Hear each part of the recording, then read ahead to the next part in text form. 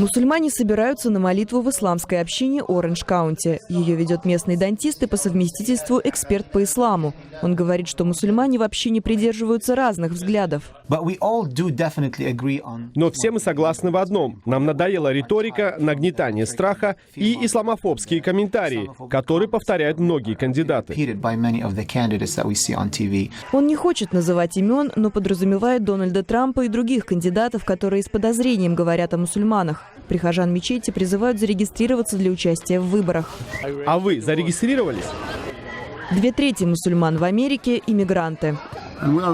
Быть гражданами – наш выбор. Нас принимают здесь, и мы работаем на благо общества и страны, потому что это великая страна, и она нас приняла.